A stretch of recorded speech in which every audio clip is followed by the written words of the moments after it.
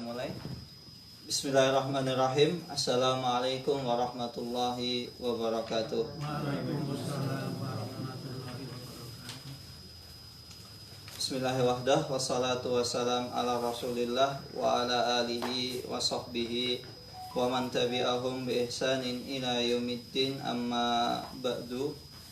Allahumma sahli sadri wa yassirli amri wahlul 'uqdatam min lisani yafqahu qawli. Allahumma inna nas'aluka ilman nafi'an wa rizqan tayyiban wa amalan mutaqabbalan.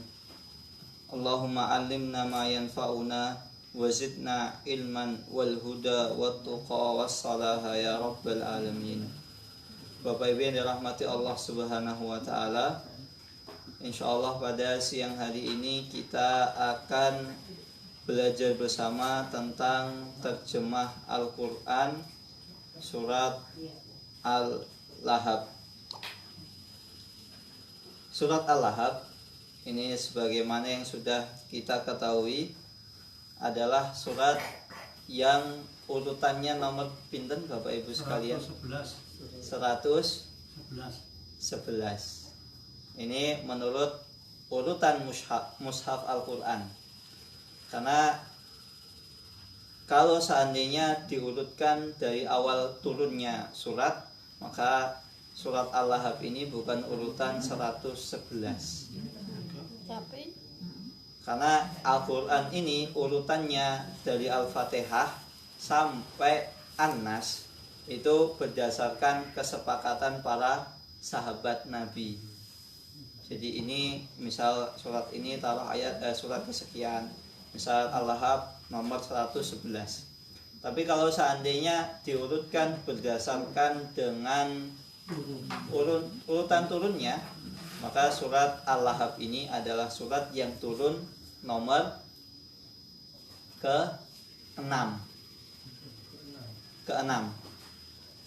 Sebelumnya menurut urutan surat turunnya itu nomor 6, sebagaimana yang disebutkan oleh Al-Imam Thahir Ibnu Asyur rahimahullahu ta'ala.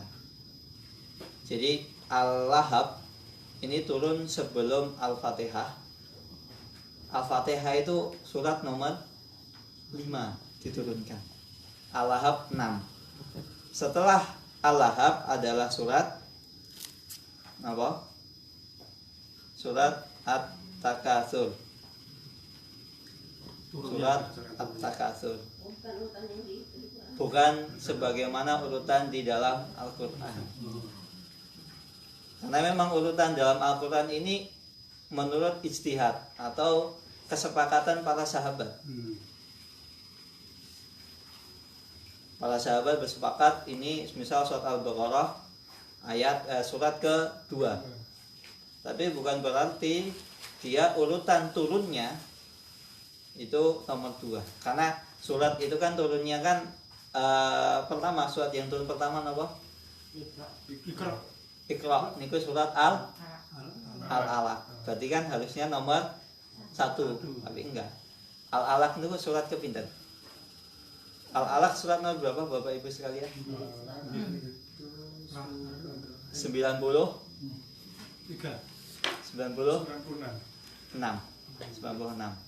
Al-Alaq itu 96. Urutan mushaf. Nah, Al-Lahab ini urutannya nomor 6. Nomor 5 Al-Fatihah, nomor 7 At-Takatsur, sebagaimana yang dikatakan oleh Imam Thahir Ibnu Asyur rahimahullahu ta'ala. Kemudian surat Al-Lahab ini Bapak Ibu sekalian memiliki beberapa nama. Ada yang mengatakan kalau di sini tulisannya surat Al-Lahab. Tapi di sebagian mushaf Al-Quran itu ada yang menulis surat Al-Masad. Surat Al-Lahab, surat Al-Masad, dan ada juga yang menulis surat Tabbat. Seperti surat An-Naba. Suratnya Amma ya, surat Amma. Jadi ketika surat Amma, oh An-Naba. Sama. Itu masalah penamaan ini memang bukan dari bukan dari Nabi Muhammad ini namanya seperti ini, enggak. Karena memang nama ini kan menurut kesepakatan para ulama, nama kemudian urutan. Tapi yang jelas walaupun seperti itu, ini ketika mengumpulkan Al-Quran, para sahabat ridwanullah alaihim ajmain itu dikumpulkan oleh Rasulullah SAW. Jadi seperti sahabat-sahabat yang pintar Al-Quran seperti Zaid bin Thabit, kemudian Abdullah bin Abbas, orang yang paling paham tentang tafsir Al-Quran. Jadi ketika Rasulullah SAW wafat, itu mereka semua dikumpulkan oleh Utsman bin Affan. Karena kan Al-Quran itu dulunya Bapak Ibu sekalian itu masih tertulis di dalam pelepah kurma, kadang di kulit, kadang di batu. Itu semuanya masih seperti itu. Nah, karena ditakutkan kalau semakin zaman orang-orang yang hafal Al-Quran banyak yang meninggal, sehingga ditakutkan nanti Al-Quran itu akan hilang. Makanya kan inna nahnu nazzalnal dzikra wa inna lahu lahafidun. Sesungguhnya kami ini menurunkan zikir, pengingat yaitu Al-Quran, wa inna lahu lahafidun. Maka sungguh Allah Subhanahu wa taala akan menjaga. Sehingga para ulama, para sahabat zaman Utsman bin Affan beristihad untuk mengumpulkan Al-Quran. Waktu itu masih ada yang sebagian manuskripnya ada di rumah Abu Bakar, ada sebagian juga yang manuskripnya itu tersimpan di rumahnya Umar, kemudian diberikan kepada Hafsah. Yang manuskrip yang ada di Abu Bakar diberikan kepada Aisyah. Karena kan Aisyah itu anaknya Abu Bakar sekaligus istri Rasulullah. Begitu juga Hafsah. Hafsah itu anaknya Umar bin Khattab sekaligus istri Rasulullah. Nah, ketika Utsman bin Affan menjadi khalifah, pemimpin kaum muslimin, nah Utsman beristihad. Ini ayo kita kumpulkan, karena banyak Al-Quran itu banyak penghafal Al-Quran itu yang sudah meninggal, sehingga ditakutkan nanti terjadi perbedaan pendapat di kalangan sahabat, kalangan zaman-zaman generasi setelahnya. Bisa jadi mereka nanti akan lupa. Dan ini salah satu perlindungan Allah Subhanahu wa taala dengan menjaga Al-Qur'an. Beda dengan yang lain. Kalau yang lain itu kitab suci, yang lain itu sudah banyak melakukan perubahan. Bahkan ada yang sampai versinya itu 12. Versi 12 yang diakui 7, yang 5 itu adalah versi penipu katanya. Jadi kalau Bapak Ibu sekalian belajar fikih perbandingan agama itu ada. Saya kebetulan dulu pernah kuliah, ketika kuliah ada namanya fikih perbandingan agama. Dan ini salah satu bukti Allah Subhanahu wa taala menjaga Al-Quran. Kemudian ketika zaman Utsman itu semua dikumpulkan. Semuanya dikumpulkan termasuk Zaid bin Thabit, kemudian Abdullah bin Abbas. Abdullah bin Abbas itu siapa Bapak Ibu sekalian? Abdullah bin Abbas. Ayo, Abdullah bin Abbas itu siapa? Abdullah bin Abbas siapa? Abdullah bin Abbas itu anaknya Abbas bin Abdul Muthalib.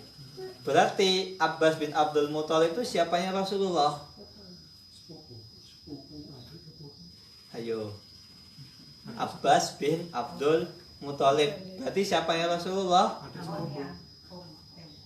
Omnya, Pak D-nya. Abbas bin Abdul Muthalib itu Pak D-nya Rasulullah, pamannya. Karena kan Rasulullah kan namanya Muhammad bin Abdullah bin Abdul Muthalib. Sedangkan Abbas namanya Abbas bin Abdul Muthalib. Kemudian Abbas bin Abdul Muthalib ini memiliki anak namanya Abdullah bin Abbas. Ini saya Abdullah bin Abbas ini sepupunya Rasulullah. Pertama sepupu Rasulullah, kedua Ahlul Bait. Termasuk Ahlul Bait. Dan beliau ini Abdullah bin Abbas adalah orang yang paling paham tentang tafsir Al-Qur'an. Bahkan dikatakan, ini bukan bermaksud sombong, Abdullah bin Abbas pernah mengatakan, saya tahu ayat ini tuh turun di mana? Di mana Rasulullah lagi ngapain dan ketika itu lagi musim apa? Tahu detail. Makanya ketika Utsman bin Affan mengumpulkan manuskrip Al-Qur'an ini, Abdullah bin Abbas dipanggil, Zaid bin Thabit sang penulis wahyu dipanggil, ditanya, ini urutannya mana? Setelah ini apa? Setelah ini apa? Kemudian dikumpulkan ayatnya. Dan ini ayatnya ini memang sudah riwayatnya sudah mutawatir. Mutawatir itu di atasnya sahih. Walaupun menurut kesepakatan para sahabat, tapi ini urutannya sudah tidak ada keraguan di dalamnya. Bahkan kalau seandainya ada orang zaman sekarang ada yang merubah Al-Qur'an satu kata pun, orang akan tahu. Karena Al-Quran ini adalah salah satu kitab suci yang sampai detik ini dihafal oleh jutaan orang. Misal kita misalnya baca ayat ke-9, coba sebutin ayat ke-8, tahu? Coba dia tahu, Masya Allah. Dan ini salah satu kelebihan yang Allah berikan kepada orang tersebut, dan ini adalah salah satu mukjizat Al-Quran sejagat. Nah, Al-Lahab ini adalah urutan nomor 6. Nah, sebab nuzulnya, Bapak Ibu sekalian, kenapa kok Al-Lahab ini diturunkan? Sebab nuzul dari Al-Lahab ini karena ketika itu Rasulullah SAW beliau naik ke atas bukit Sofa. Ada yang tahu bukit Sofa di sini? Pernah ke sana? Manjat ke bukit Sofa? Hah? Pernah manjat ke bukit Sofa? Ya jangan. Kalau manjat ke bukit Sofa nanti dikira orang gila. Karena di sana itu sekarang itu sudah ada sudah dibatasi kaca. Sehingga pagar, sehingga kita mau naik itu susah. Nah, kalau yang belum tahu bukit Sofa, kan namanya bukit. Biasanya di masyarakat kita itu begitu kan tinggi, ya. Bukit Sofa itu cuman pendek kok, kayak cuman nggak kalah dengan rumah ini, nggak kalah dengan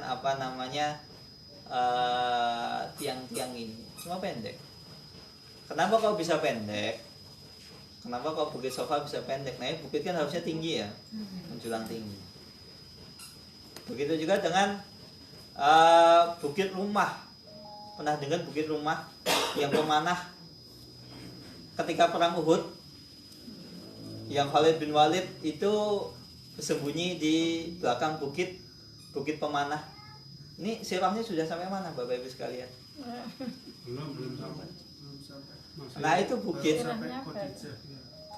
yang orang untuk bersembunyi menyerang balik kaum muslimin, itu namanya bukit rumah. Itu juga pendek. Bapak Ibu sekalian manjat aja paling cuma beberapa menit sampai. Tinggi. Nah, begitu juga dengan bukit Sofa.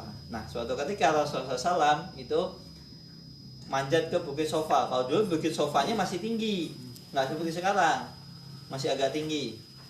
Sehingga ketika misalnya orang naik ke bukit Sofa, orang masih kelihatan, oh itu siapa? Suatu ketika Rasulullah SAW naik ke bukit Sofa, kemudian beliau memanggil, wahai Bani Hashim, wahai Bani Abdul Muthalib. Bani itu kalau di masyarakat Arab itu seperti kabilah, suku. Kalau di Indonesia itu kan kabilah itu kan sudah jarang. Marga. Nah, kabilah itu marga. Sini ada yang punya marga? Bapak-Ibu sekalian? Ada marga satwa. Marga satwa punya.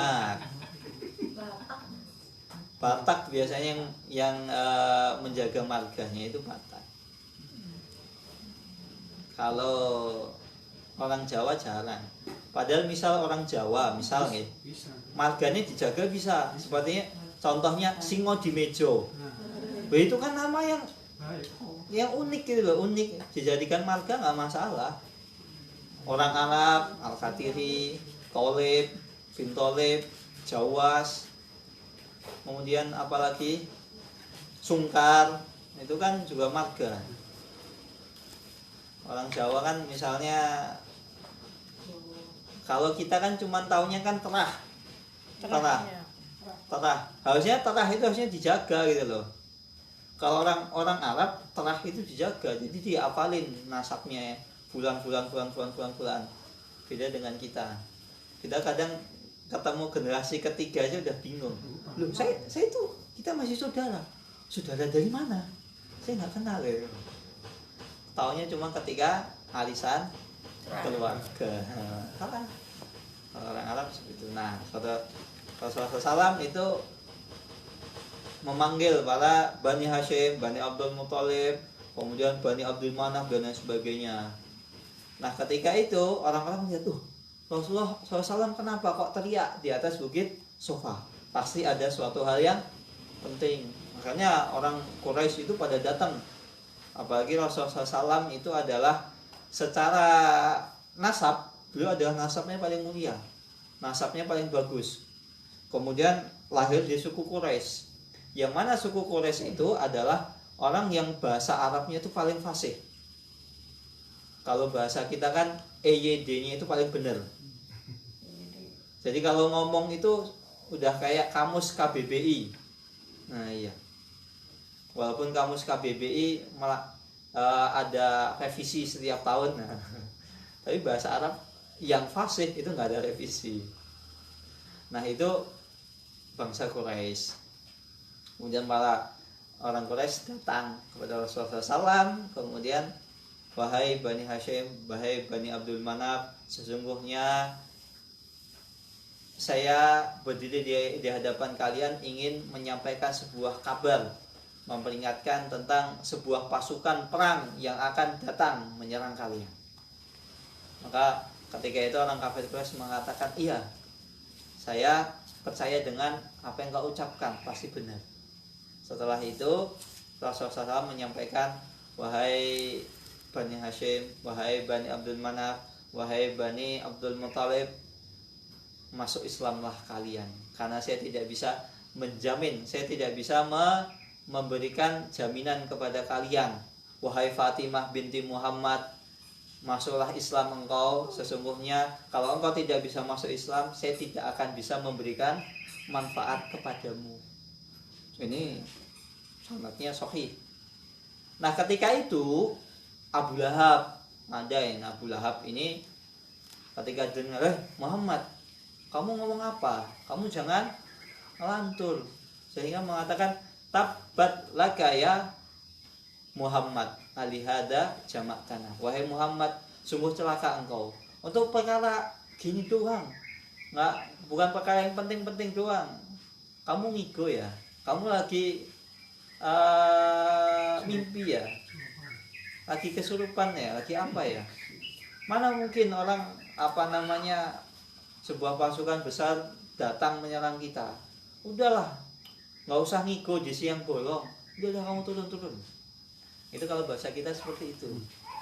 Nah setelah Abu Lahab mengatakan seperti itu, turunlah surat Al-Lahab. Nah tadi kan ini dari kisah sebab turunnya Al-Lahab ini bisa kita ambil kesimpulan, Bapak Ibu sekalian. Jadi Rasulullah SAW saja yang Allah Subhanahu Wa Taala sudah jamin beliau sebagai Rasul terbaik, kemudian sebaik-baik Rasul, pengguru para Rasul, beliau mengatakan kepada anaknya, wahai Fatimah, kalau seandainya engkau tidak masuk Islam, aku tidak bisa memberikan jaminan kepadamu, tidak bisa menjamin kepadamu di akhirat kelak. Saya nggak bisa menjadi pembelamu di akhirat kelak. Ini anaknya Rasulullah, Fatimah bintu Muhammad. Itu ahlu baitnya, ahlu bait. Jadi dari sini Bapak Ibu sekalian, ketika kita menimbang sesuatu itu kita timbang dari sesuatu hal yang apakah ketika mengatakan ini hukumnya boleh, ini hukumnya haram, ini hukumnya diperbolehkan, ini makruh, kita timbang dari dalilnya yang kuat. Apakah dia mempunyai landasan Al-Quran, dalil dalam Al-Quran apa, dalil dalam hadisnya apa. Karena kalau seandainya tidak ditimbang seperti itu, orang akan ngaku-ngaku saya Habib. Habib itu bukan timbangan sebuah kebenaran. Ahlu bait itu juga bukan timbangan bahwa itu adalah hal yang benar. Rasulullah SAW saja mengatakan kepada Fatimah, wahai Fatimah, kalau kamu tidak masuk Islam, kalau kamu tidak mengikuti ajaranku, aku tidak bisa menjamin engkau kelak di akhirat. Itu Fatimah. Fatimah itu masih kurang apa ahlu baitnya. Habibnya masih kurang apa? Habibnya Habib. Karena yang sekarang yang dikatakan ahlu bait itu adalah keturunannya Fatimah, anak keturunannya Ali bin Abi Thalib dan Fatimah. Nah, begitu Bapak Ibu sekalian tentang sebab nuzulnya surat Al-Lahab. Kemudian kita masuk ke ayat pertama, tabbat yada abi lahabiu wa tab. Ini belum dibagikan ya selebarannya. Tabbat itu diambil dari kata tabba. Artinya adalah sungguh celaka. Jadi tabbat itu adalah doa kejelekan. Doa kejelekan yang ditunjukkan kepada seseorang. Nah, di sini doa kejelekan itu ditujukan kepada Abu Lahab. Jadi ketika kita mendoakan kejelekan, harus kepada orang-orang yang memang sejatinya berhak untuk kita doakan kejelekan. Misal, kalau ada orang yang mengganggu kita, misal ada orang yang mengganggu kita, memusuhi kita, menyakiti hati kita, boleh nggak kita mendoakan kejelekan Bapak Ibu sekalian? Boleh nggak? Boleh nggak mendoakan kejelekan? Ya boleh. Mendoakan kejelekan boleh. Cuma yang nggak boleh itu mendoakan laknat. Semoga engkau dilaknat, semoga engkau mati, itu nggak boleh. Tapi kalau mendoakan kejelekan misalnya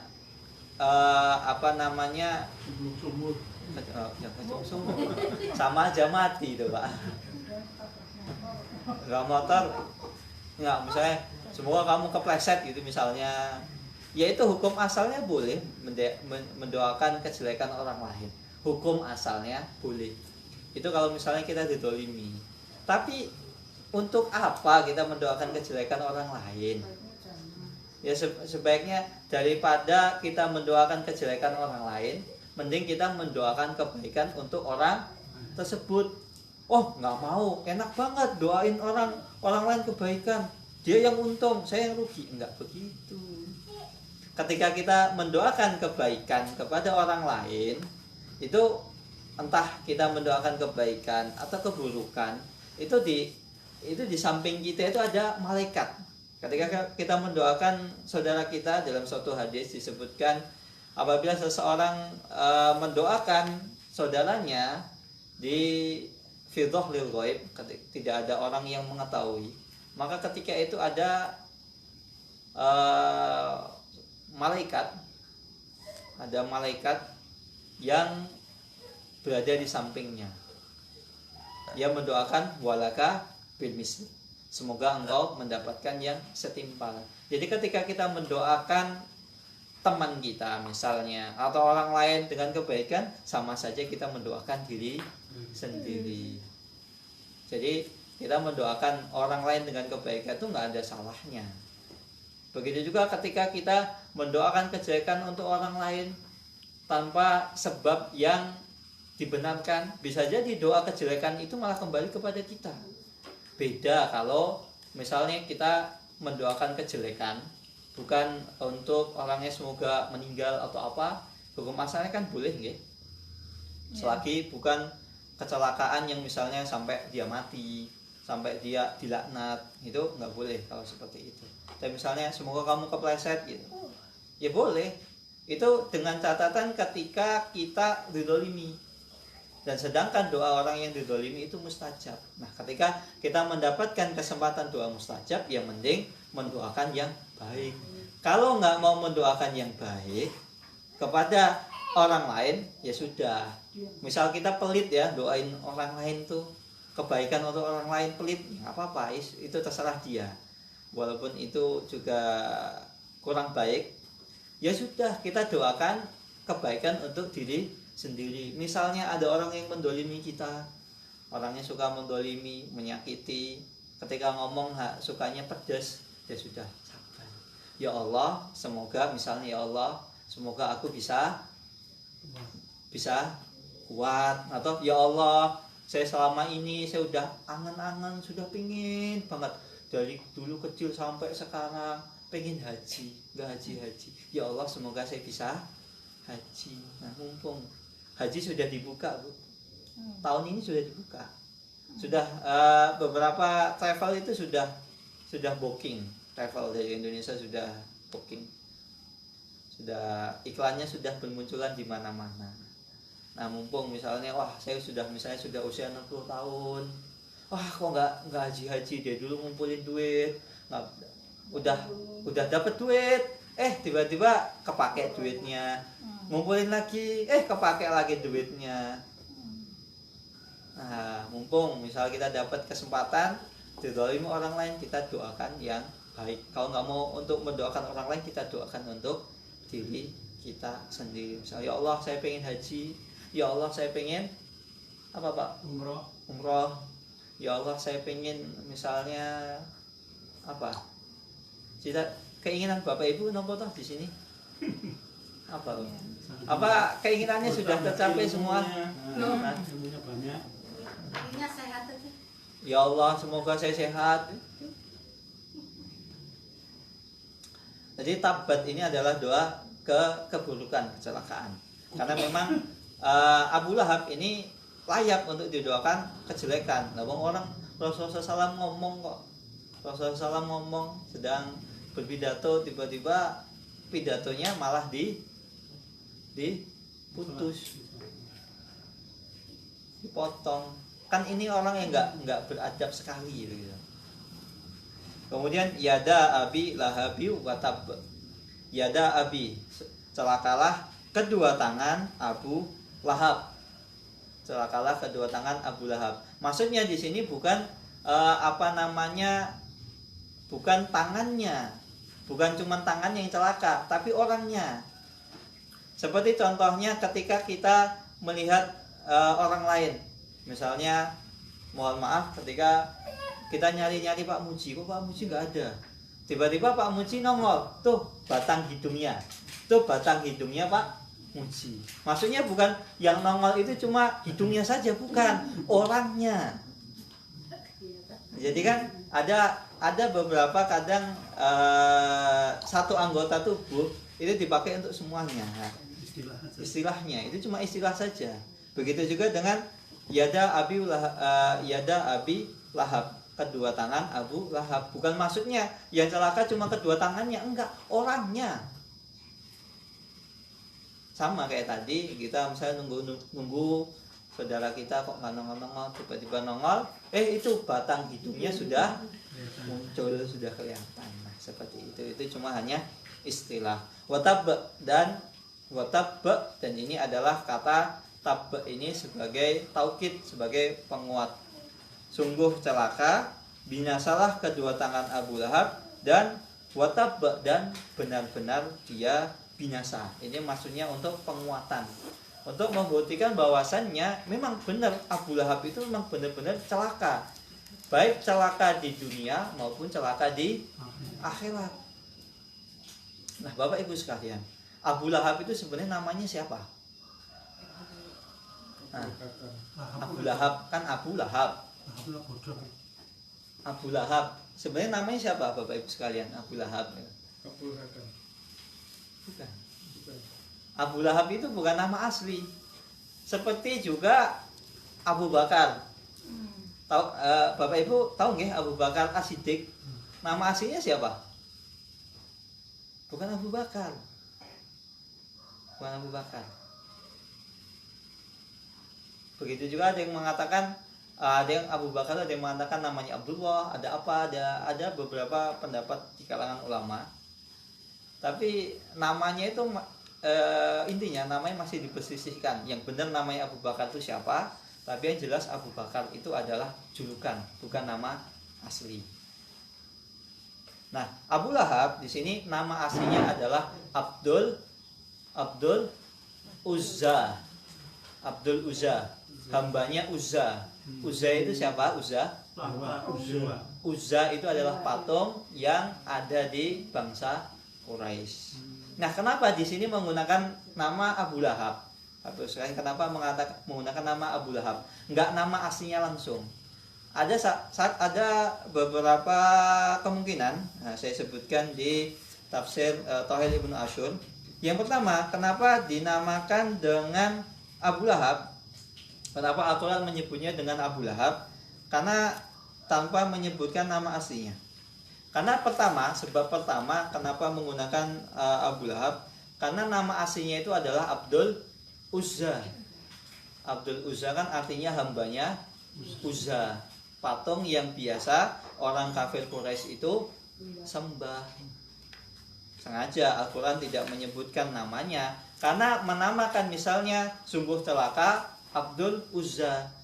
Padahal menamakan nama seseorang dengan penghambaan kepada selain Allah itu hukumnya haram. Hambanya Uzza coba, hambanya patung, nggak boleh. Makanya sama, saya katakan kemarin, misalnya seseorang namanya dinamakan dengan dewa, kemudian Brahmana, Siwa, Wisnu, begitu juga dengan Dewi, itu nggak boleh.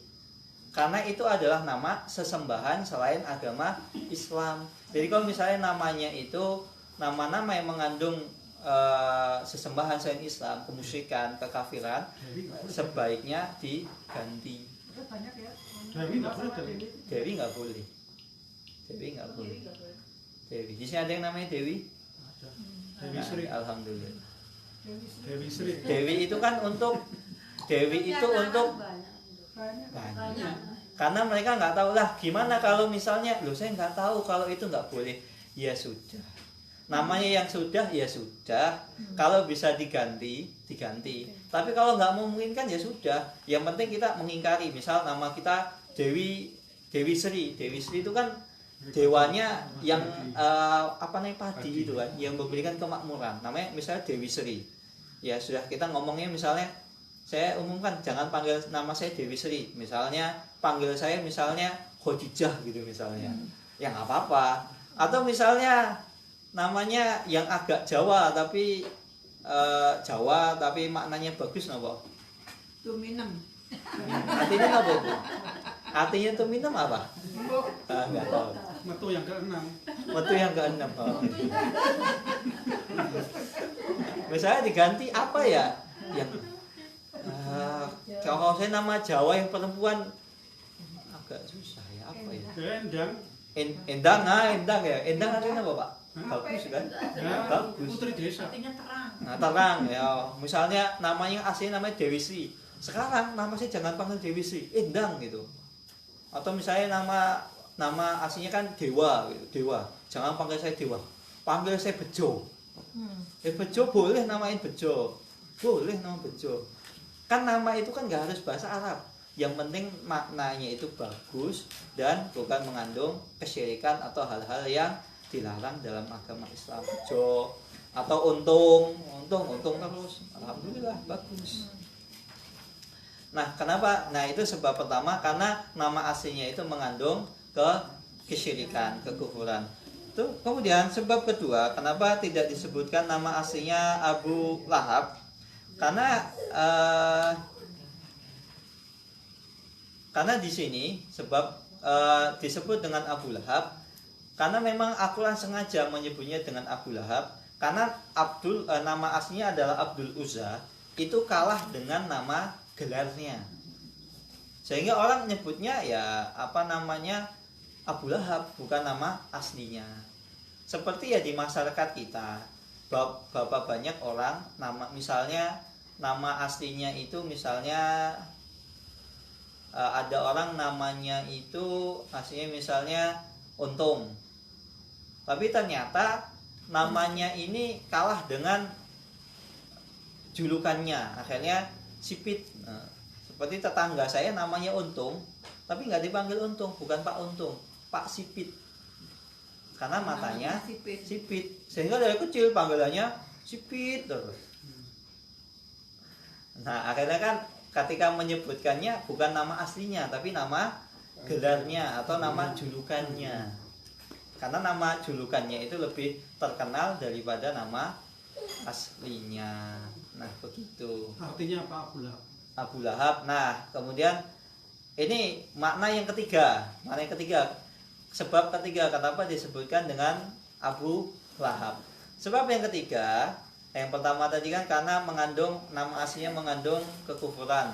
Kedua, nama gelarnya, julukannya itu lebih terkenal daripada nama aslinya. Kemudian sebab yang ketiga, kenapa disebut dengan Abu Lahab? Karena Lahab sendiri, artinya Lahab itu apa Bapak Ibu? Bodoh. Abu Lahab itu adalah artinya adalah bara api yang menyala. Lahab, lahbun. Sehingga ketika menyebutkan dengan Abu Lahab juga tidak salah. Karena apa? Abu Lahab ini sudah nanti dijamin masuk neraka. Bapaknya api. Nah, jadi Abu Lahab ini adalah salah satu bentuk Al-Quran itu benar. Salah satu bentuk bahwasanya memang Al-Quran itu tidak ada kedustaan di dalamnya. Ini Al-Lahab ini secara tidak langsung kan ketika turun Allah Subhanahu wa taala sudah mencap Abu Lahab, Abdul Uzza pasti masuk neraka. Dan benar, sampai akhir hayatnya Abu Lahab itu nggak masuk Islam. Kalau seandainya di akhir hayatnya misalnya sekarat lagi kejat-kejat gitu, tiba-tiba syahadat asyhadu alla ilaha illallah, berarti Al-Quran itu dusta. Padahal Al-Lahab ini turunnya kapan? Kapan Al-Lahab turun? Ketika Abu Lahab masih hidup. Kalau seandainya di akhir hayatnya Abu Lahab itu ternyata syahadat, ya berarti Al-Quran itu nggak benar. Al-Quran itu nggak benar. Yang menunjukkan bahwasanya Al-Quran itu tidak ada kedustaan di dalamnya. Ini sebab yang ketiga, karena Abu Lahab sendiri ada artinya adalah bara api neraka. Secara tidak langsung Allah Subhanahu wa taala sudah mencap Abu Lahab, kelak dia akan masuk ke dalam neraka jahanam. Ma agna anhu maluhu wa ma kasab. Ma agna, dan tidaklah berguna. Ma agna ini diambil dari kata ghani, ghaniyun. Ghaniyun itu artinya kaya. Dan tidaklah bermanfaat, tidaklah berguna kekayaan yang dimiliki oleh Abu Lahab. Anhu, malahu, apa yang malahu, mal itu harta, zakat mal, makanya disebut dengan zakat mal, karena zakat diambil dari harta kita. Wama kasab, kasab itu apa yang dia usahakan. Kasab, yang kasab itu kan yang dia usahakan itu seperti kekayaan, kemudian anak itu juga termasuk min kasbun, bukan kasbun ya, kasbun. Kalau kasbun kan utang. Kasab itu adalah apa yang dia usahakan. Yang diusahakan manusia apa? Ya dari anak. Sebab misalnya dia sudah capek mendidik anaknya, mensekolahkan anaknya dengan pendidikan terbaik, sekolah terbaik, memilihkan kemudian mendaftarkan anaknya di les privat dengan guru terbaik, itu tidak akan bermanfaat. Tidak akan bermanfaat. Sebanyak apapun anaknya, sebanyak apapun harta bendanya, tidak akan bisa menolong Abu Lahab dari siksa api neraka. Makanya Bapak Ibu sekalian, jangan sampai ketika kita memiliki harta yang banyak, harta ini tidak bermanfaat untuk diri kita. Bahkan harta ini bisa jadi malah menjadi petaka bagi kita. Ini naudzubillahi min dzalik. Nggak masalah, orang muslim itu kaya boleh. Bahkan ketika kaya bagus. Tapi dengan catatan Pertama, ketika seorang muslim itu memiliki harta yang banyak, jangan sampai hartanya itu melenakan. Sehingga dia lupa ibadah, lupa sholat, lupa zakat, lupa sedekah, lupa membantu orang lain. Itu tercela. Nah, ketika misalnya ketika kita memiliki harta yang banyak, kemudian kok kita sedekah susah, itu menunjukkan bahwasannya harta yang kita miliki itu nggak berkah. Karena namanya harta yang berkah itu membuat seseorang itu akan apa? Mudah untuk bersedekah, mudah untuk beribadah. Jadi misal kalau kita punya omsetnya naik sedikit kok jadi malas ibadah, nah ini berarti ada yang sesuatu yang salah dari harta kita. Mungkin kita usahanya, mungkin ada main sesuatu hal yang tidak dibenarkan syariat atau menyisihi undang-undang peraturan, maka akan memberi dampak kepada diri kita. Begitu juga dengan harta yang haram ini bisa menyebabkan seseorang itu keluarganya itu porak-poranda, hancur. Kok bisa? Bisa kita lihat Bapak Ibu sekalian dari orang-orang yang sekeliling kita, ketika dia memiliki harta yang banyak, kemudian hartanya tidak Allah berkahi, maka biasanya pelariannya itu kemana? Pelariannya kemana? Orang harta banyak, jauh dari agama, pelariannya kemana? Maksiat di rumah sakit pasti, Bu. Karena setiap maksiat akan mendatangkan bencana, baik diri kita atau orang lain, atau lingkungan kita. Maksiat itu kan efeknya banyak efeknya. Salah satunya ketika seseorang hartanya kurang berkah, misalnya dari sesuatu yang haram, nggak heran biasanya keluarganya dikit-dikit cekcok sama istrinya. Kalau misalnya hartanya berkah, hartanya dari sesuatu yang halal, insya Allah sama istri itu nggak cekcok. Ya kalau cekcok sekali 2 kali lah. Sama pasangan itu kan mustahil, nggak mungkin nggak cekcok, nggak mungkin. Wajar. Itu bumbunya. Tapi kalau itu bumbunya begitu. Seperti ya kayak masak itu kan, masak setiap masak kasih gula terus, ya rasanya manis terus. Kadang ketika kita masak kan perlu ya garam, kasih asam, kasih lengkuas, kasih lombok biar pedes-pedes dikit gitu, seru-seru dikit. Nah, seperti itu. Hidup kan seperti itu. Kalau misal dikit-dikit, nah kalau misal lo ketika ribut sama pasangan, ya nggak masalah. Tapi yang jadi masalah itu ketika kok dikit-dikit ribut, dikit-dikit cekcok. Nah itu coba kita cek gitu. Jangan sampai harta kita yang kita dapatkan ini malah tidak memberikan manfaat. Kemudian ketika kita seseorang muslim memiliki harta yang banyak, jangan sampai hartanya itu cukup di tangan, jangan sampai masuk ke hati. Kemudian ketika seseorang muslim memiliki harta yang banyak, jangan lupa juga dia untuk menunaikan kewajibannya. Kewajiban seorang muslim itu apa, Bapak Ibu sekalian, ketika memiliki harta yang banyak? Zakat, sedekah. Zakat, jangan lupa zakatnya itu dikeluarin setiap tahun, zakat malnya ketika sudah sampai nisab.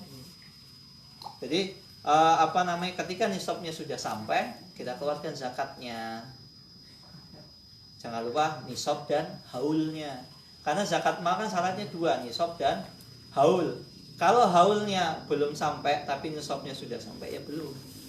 Tunggu dulu. Zakat mal kan harus haul, jadi harus setahun. Haul berapa, Pak? Hah? Haul berapa? Haul itu hitungan tahun, setahun. Jadi misal zakat, ya harta yang wajib dizakati ini pinten Bapak Ibu sekalian? 83 gram. Kan setara dengan 80 gram. 80 apa 85? 83 Berapa gram emas? Kalau perak kan 200. 85. Misal kalau seseorang sudah memiliki kekayaan 85 gram emas. 1 gram emas sekarang pinten saniki? Berapa sekarang? Per gram. Ya 800 nggih. Ya 800. Coba yang bawa kalkulator. 800 dikali dikali 85 berapa? 85 gram dikali 800 berarti kan 68 juta. Nah, ketika seseorang memiliki harta 68 juta selama 1 tahun, misalnya tanggal ngitungnya bebas, terserah mau pakai hitungan Masehi atau hitungan Hijriah, monggo. Yang gampang, misalnya, saya sekarang hitung, sekarang tanggal berapa sekarang? 8 apa 9? Apa 7? 8 Februari. Nah, 8 Februari 2022. Nah, habis ini kita misal pulang, kita cek ATM kita, saldo di ATM berapa? Cek. Misalnya ketika tanggal 8 Februari ternyata sudah melebihi nisab 68 juta. Nah, catat tanggal 8 Februari 2022. Nah, ternyata bulan depan kepake misalnya 10 juta, kan kurang. Bulan depannya lagi nambah 30 juta. Berarti kan lebih. Bulan depannya ternyata kepake 50 juta. Berarti berapa? Hayo. Kan anggap aja 70 ya. 70 dikurangi 10, 60. Ketambahan 50. Berarti berapa? 110. Bulan depannya ternyata kepake 50 juta. Masih 60. Bulan depannya stabil 60. Besoknya ternyata kurang. Jadi 30 juta, kepake 30 juta. Berarti sisanya berapa? 30 juta. Bulan depannya nambah, setiap bulan ternyata 10 juta, 10 juta, 10 juta sampai bulan apa namanya? 20 sampai tanggal 8 Februari 2023. Ternyata sudah sampai 1 tahun kan? Haulnya kan berarti sudah sampai. Dicek. Ternyata lebih, keluarkan 2,5%.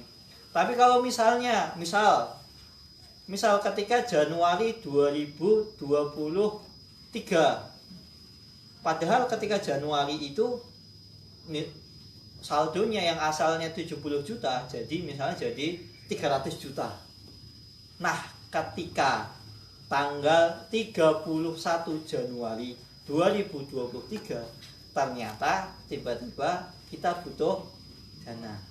Kan tadi kan sudah sampai 300 juta. Ternyata misal anak kita misalnya anak kita sekolah misalnya, ternyata sekolahnya bareng. Satunya sekolah, satunya misalnya nikah. Kan biasanya kan orang Jawa itu kalau nikah kan geden. Entek-entekan. Tapi nggak semua. Mungkin di kampung saya kalau nikah itu 7 hari 7 malam. Bagi yang kaya.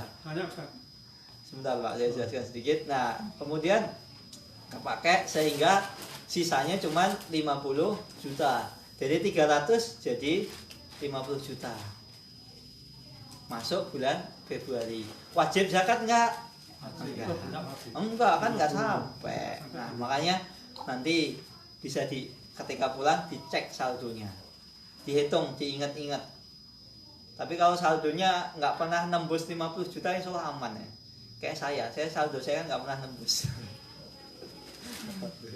Jadi zakat mal insya Allah nggak belum wajib. 50 belum. Tapi kalau dikeluarin itu bukan zakat Ibu, sedekah. Jadi ketika kita ibadah itu kan niatnya juga harus benar, pas.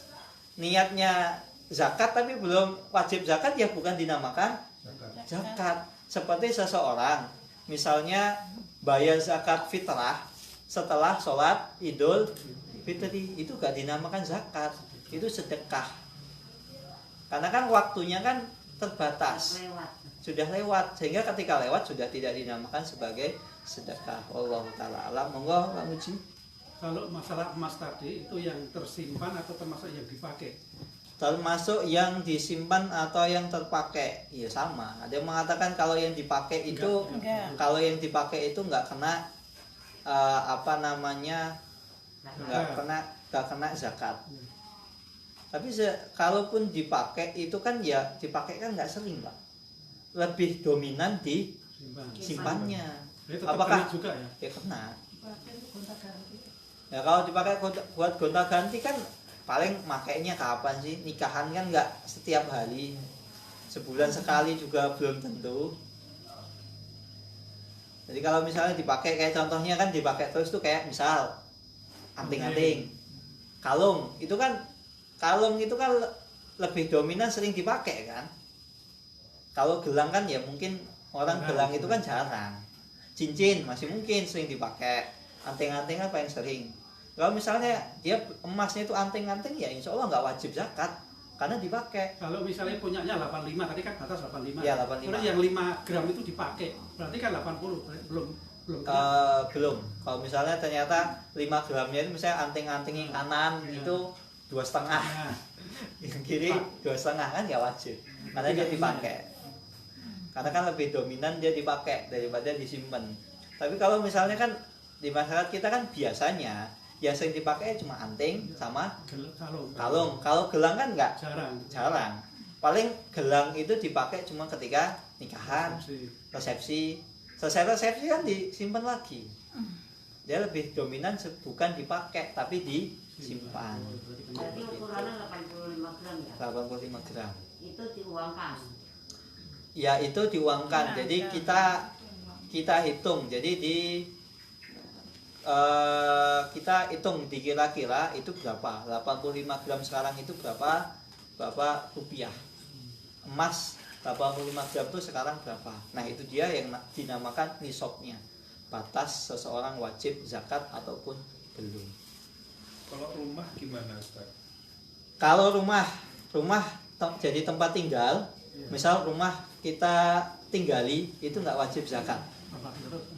Tapi kalau misal kita punya rumah, misalnya kita punya rumah di Jogja 3, 1 buat tempat tinggal, 2 dikontrakkan.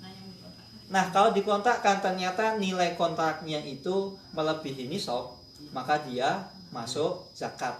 Namanya zakat urudut tijarah, zakat perdagangan.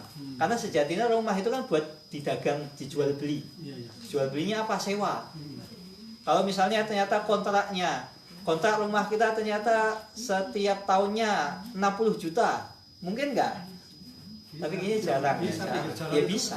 Misalnya rumah kita pinggir jalan, kemudian rumahnya ruko gede, ada orang yang menyewa rumah kita, misalnya rumah jenengan tak kontrak setahun misalnya 70 juta, ya udah wajib zakat berarti. Yang 70 juta. Iya. Tapi kalau yang nilai rumahnya enggak? Nilai rumahnya enggak. Kan karena itu kan dijual belikan, Pak.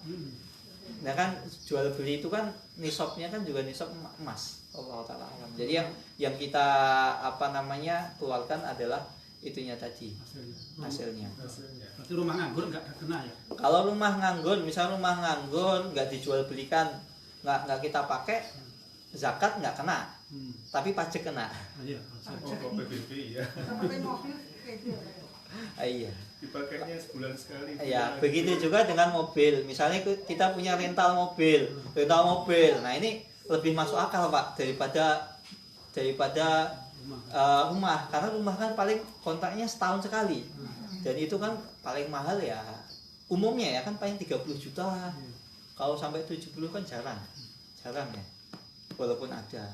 Nah, kalau rental mobil, misalnya rental mobil. Kita punya mobil ibaratnya 10. Sekali rental pinten mobil sehari?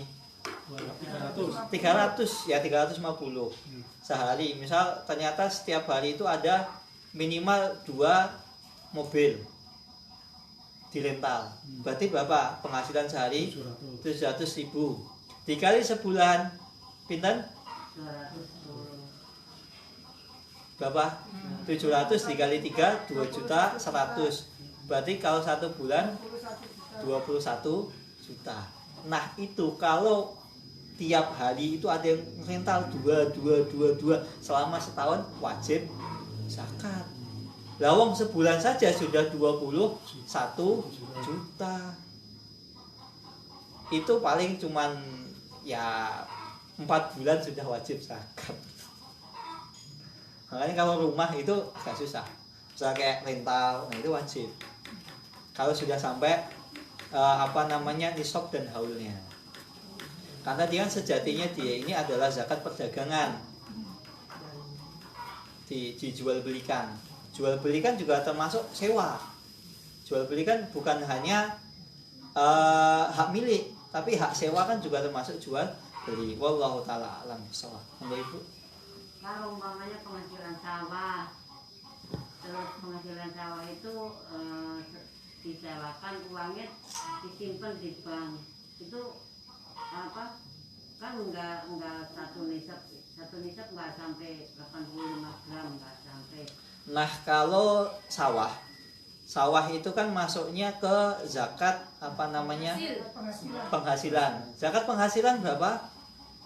20. Tergantung, kalau sawah kayak tergantung irigasi Iya. Kan sekarang ini nisabnya dulu, Bu. Nisabnya dulu, bukan yang wajib dizakati. Nisabnya berapa?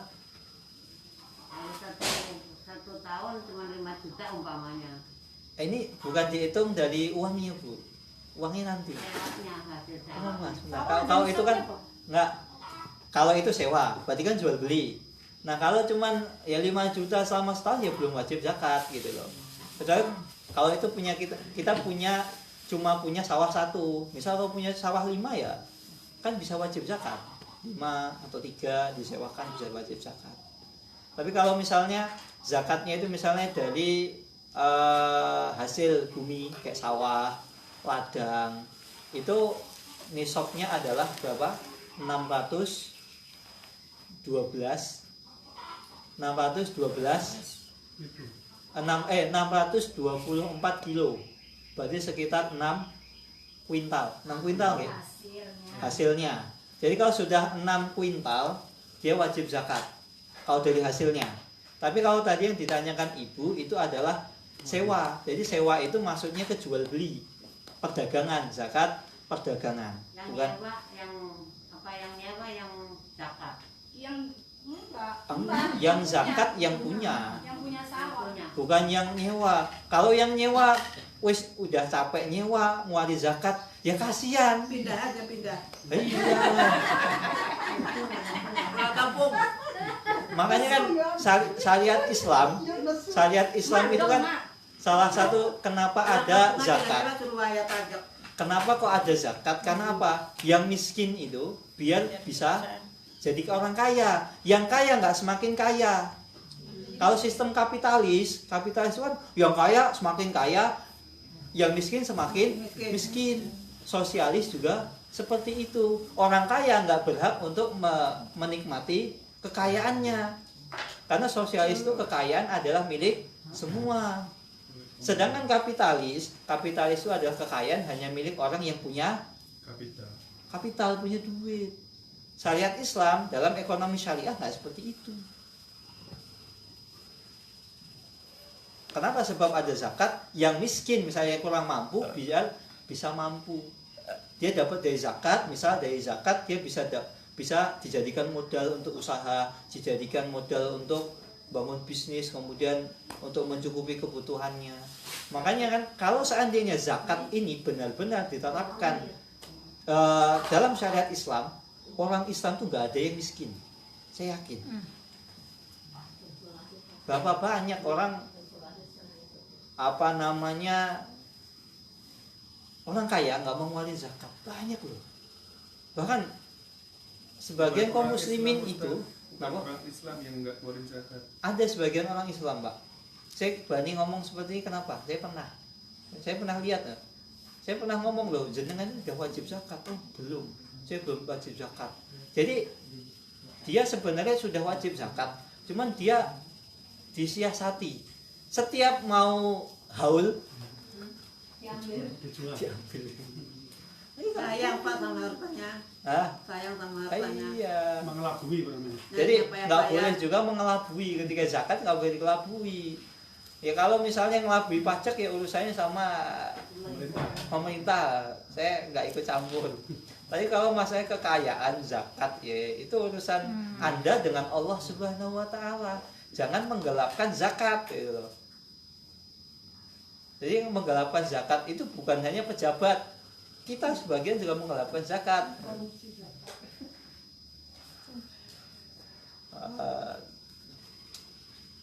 Jadi jangan sampai seperti itu. Ada pertanyaan lagi? Kalau nggak kita masuk ke ayat ketiga. Sayasla naron datal lahab. Sungguh sayasla kelak. Sungguh dia akan masuk ke dalam naron. Naron itu adalah neraka. Nar, api. Kenapa kok api itu? Kenapa neraka itu diibaratkan dengan api? Karena api itu adalah yang gampang untuk manusia pahami. Ketika manusia tahu api itu panas. Dan neraka itu memang isinya adalah bahan bakar neraka itu adalah dari manusia, dari api. Ketika manusia tahu api itu panas, maka dia berusaha untuk menjauhi sesuatu yang dia tahu bahwasanya itu sakit, nggak enak.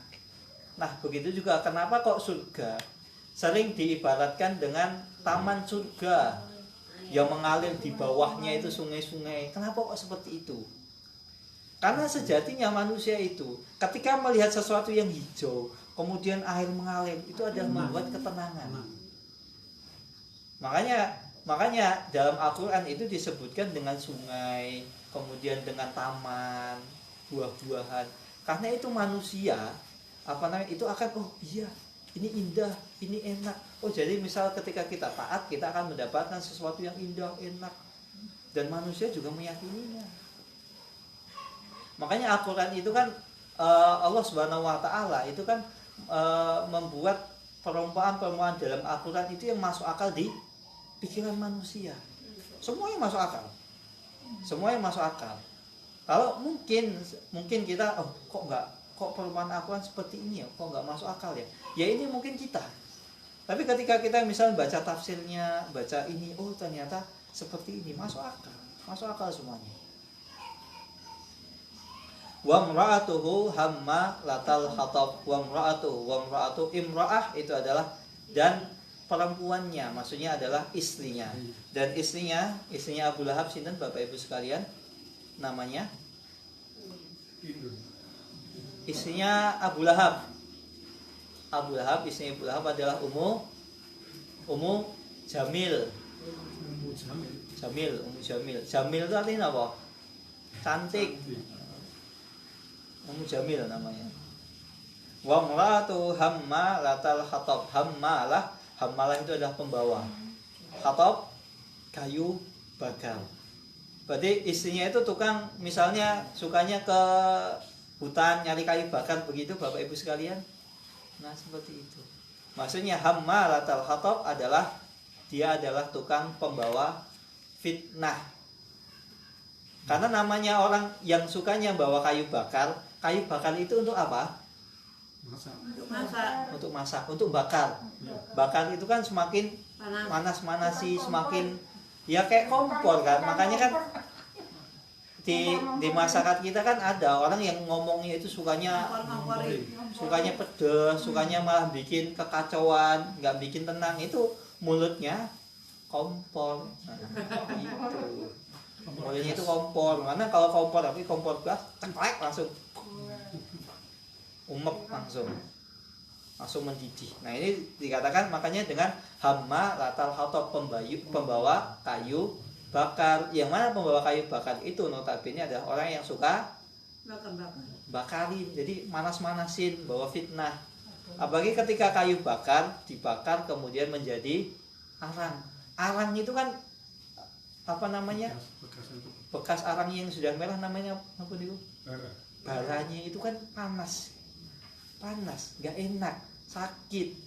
Kemudian malah bikin parah. Yang notabene kemudian kenapa menggunakan pemisalan hammal atau hatab, pembawa kayu bakar. Kayu sejatinya kayu itu bagus apa jelek umumnya? Bagus. Nah, ketika dibakar jadinya arang itu kan hitam, jelek. Jadi nggak bagus. Nah, begitu juga dengan orang yang suka bawa fitnah, ngadu domba. Awalnya nggak terjadi apa-apa, adem ayem, tentrem. Nah, karena datang orang yang sukanya ngomporin, mulutnya kompor, suka nebar fitnah, menebar isu, akhirnya malah ribut. Yang awalnya masalahnya nggak apa-apa, nyantai, ya monggo nggih, sama-sama legowo, sama-sama nerimo. Karena datang orang ketiga, akhirnya rame. Jadi sebenarnya yang merusak hubungan manusia itu bukan orang ketiga saja dalam perselingkuhan, Bapak Ibu sekalian. Tapi apa? Orang yang suka menebar fitnah itu orang ketiga. Bergosip. Jadi makanya jangan suka gosip. Saya nggak gosip, Ustadz. Tapi saya digosip. Iya, tapi gosip kan semakin digosok sip. Ya Ustadz, saya nggak suka gosip. Saya cukup ngompor-ngompori ya sama. Ustadz, saya nggak suka gosipin tetangga kok. Tapi saya cuma sering misalnya nonton silet, insert, ya sama. Dosanya sama. Yang gibah dia, kan kita dengerin.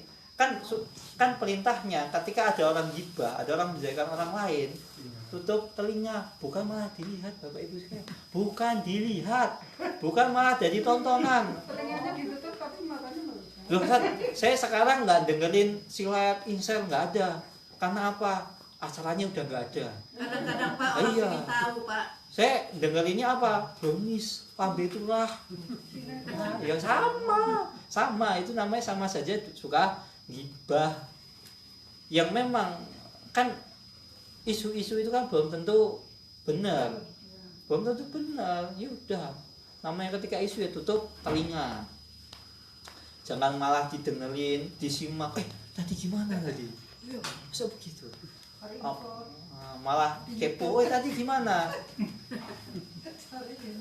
Nah, cari info. Begitu juga dengan sinetron, Bapak Ibu sekalian. Sinetron itu kisah tidak nyata. Kisah tidak nyata jangan dibawa ke kisah nyata. Tapi boleh nonton nggak Pak? Ya ngapain nonton sinetron Ikatan Cinta? Nggak tahu. Tahu saya. Tapi nggak lihat. Saya nggak lihat. Istrinya suka lihat. Enggak, saya nggak punya TV. Saya nggak boleh. Saya nggak mengizinkan Anda TV di rumah. Saya nggak mengizinkan punya TV di rumah. Kalau istri misalnya istri nonton gosip, saya marahin. Bisa tanya sama istri saya. Jangan sampai. Hiburan nonton film hiburan. Ya kalau misalnya hiburan, nonton hal-hal yang Donald bebek. ya yang nggak ada unsur-unsur, nggak ada unsur-unsur kemaksiatan, nggak apa-apa. Ya walaupun ya itu dengan catatan itu hanya untuk hiburan saja. Ketika sudah puas, ya udah selesai, nggak usah dilanjutin. Udah cukup, matiin gitu. Misalnya dengar berita, kan hiburan kan nggak harus gosip, Bu. Misalnya berita COVID gimana, Omikron sudah sampai seberapa kan, ya itu juga bisa buat hiburan.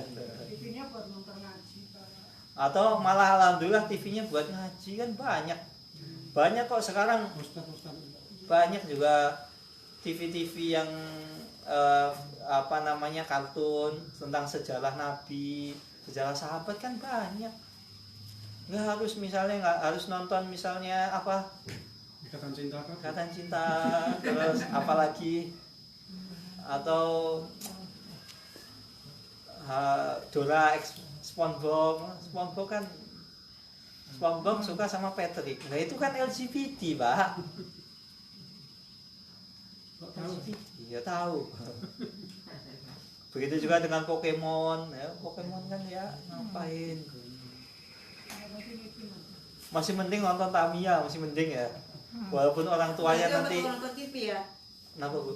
Berarti aku suka nonton TV. Enggak. Itu kok tahu? Ya kan tahu itu nggak harus suka.